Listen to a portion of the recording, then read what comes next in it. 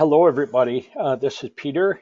It's a Thursday afternoon, 2:47 Central Time. I'm going to be heading out here early tomorrow morning to head up to northern Minnesota, the beautiful area of the North Woods where I used to live and raise my kids, and we've got some things to do up there. So I'll be pretty much tuned out tomorrow for the most part. If I have something to say about markets, it'll come to you through private Twitter, and Jolene will post it for me. I've never done this before, so this is kind of the first time of just taking a look at some of the trades that I'm involved in through a recording. So I'm not sure how this is going to end up. Be gracious to me. I beg, but we'll give this a try here and see how it goes. But I think by doing this, I can get a little bit more in depth and talking through some of the things I'm doing, the tactics, the signaling I'm using, and also I think it's just a little bit more personal. So here we go. What I'm going to do is just cover the positions I'm in, give you a little thinking behind it, uh, kind of explain where my tactics are at this point, and then I want to point out a couple other little things that are going on. I'm first take a look at bean oil, and as you know, I bought bean oil here on the breakout of August 8th. We had a great follow through. Enlarging this a little bit, we had a great follow through the following day on the 9th, and we tried to follow through again on Monday the 12th, and now we petered out. And as you know, I'm playing things very close to the vest for right now, and so I put on a multi-tranche position for the tracking account. I was stopped out already of a half of that position as of today, and so I remain long a half. I used the low here of the 14th as the basis for stopping myself out of half the position today. And I'm using the low of the 9th, which was kind of the day after we broke out. We kind of retested the upper boundary of the rectangle. So we take that out, and I say sayonara to position. I give it a try, and it'll basically be a break even to small loss. I haven't figured out the final basis point on it, but we'll give it a try. Okay, go on to the Russell. I posted some of these charts in the Factor Up to Date today, but just to go through them again, I'm taking a look at the really big picture of the Russell, and we've got this potential diamond. Now, let me just point out, diamonds are really rare, and so to jump to conclusions on a diamond is risky business to begin with. What frightens me about diamonds is people, as some of you are going to start seeing them everywhere in the chart now, and they just don't happen that often. They're very rare. Although this has all the components of a diamond, where in a diamond you have a symmetrical triangle on the right side and kind of an inverted reverse symmetrical triangle on the left side, and that's what forms the diamond. That is the diamond pattern. By the way, there are diamond tops, there are no diamond bottoms, and for the most part, I think we can say there are no diamond continuation patterns that exist. And so we popped out of the bottom of this thing, but we really need now to take out this 1454 low on a decisive closing basis to say if this is a diamond, that's what's going to make it happen. And that would set up a retest here of 1263 or so level, which is a December low for starting points. There would be targets below that. But and so I'm looking and say I really have no stomach for being short the Russell on a sharp close below this level. At that point, the risk tolerance that I'd have is pretty much taken away. So my thinking is, can I find a spot to get short before that? So I sold a very small position, as you see in the tracking count summary on the last page, of the micro contracts yesterday toward the close. I sold a little bit today when it popped up again, but my stops here are now at the 1503 level and then above, and I'll try to take a look at what that 1493 is, just kind of a midpoint of this big range that took place or mid-session yesterday. And so those are my stops now. I'm not going to give it a lot of room. But I'm going to, over the weekend, take a look at this 1484 level as well to lower stops on at least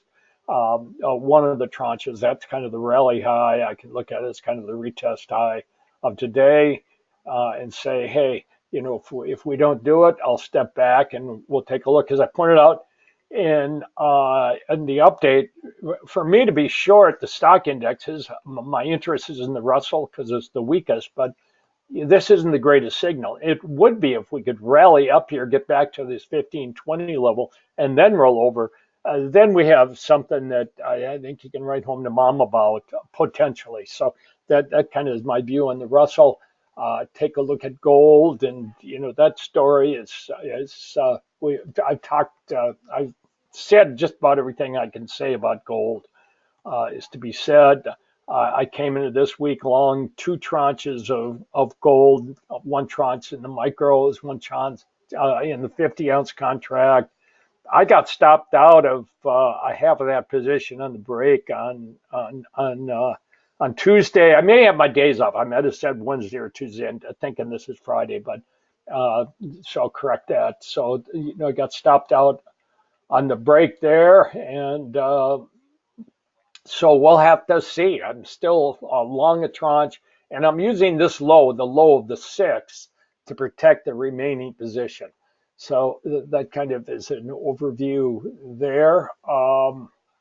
And then the last one I'm going to look at is the dollar Norwegian krona, where this trade has not really put me into trouble yet. This is one of those trades that it at least for right now, we can say it broke out the 31st of July. It had a bit of a pause. That pause really never put me into serious trouble. My stops escaped. And now we had the big day up yesterday on Tuesday. I bought some additional, I added to the position today, yesterday and today, and so we'll see. We'll see. So I kind of doubled my position here. We'll see how it plays out, but my ideas for stops now are to use today's low, that's the pivot of 89381, and then use the low of the 9th, and that's at 88491 as really the pivots for my stops. And one's close, one rides my position almost all the way back to break even, but I need to find something to register a bigger than normal gain, and this has the potential of doing it. But this shows you our target up here at 92274. I do not have a chart of the dollar won because on my platform I don't see the offshore. I don't get the offshore. The only thing I get is the onshore, but I'll show you the onshore. It has similarities. It's not completely similar. It still had the big cup and handle, but it shows you the structure of the market.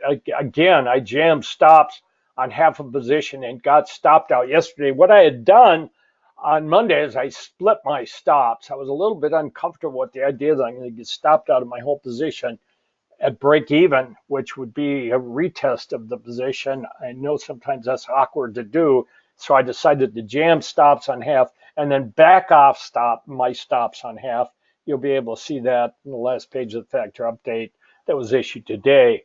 And so I remained long 1 tranche of dollar won. This could be a crazy, crazy market based on trade talks and the latest tweets from President Trump. But that kind of summarizes the positions I'm taking away on my trip tomorrow. I've got a bet on against the won. I've got a bet against the Norwegian krona. I've got a bet for gold. I've got a bet against the Russell, and so that's where I am right now. So anyway, just one more chart to look at, because I know that there are some of you are crypto guys here and are looking at Bitcoin. So I'll take a look at that. But that's been an indecisive market. Just a couple of things to look at. We could be putting in a possible, very awkward symmetrical triangle with this breakdown today, where we have this lower boundary here. We have the upper boundary here. Now, the upper boundary is awkward because we had a rally, break, rally.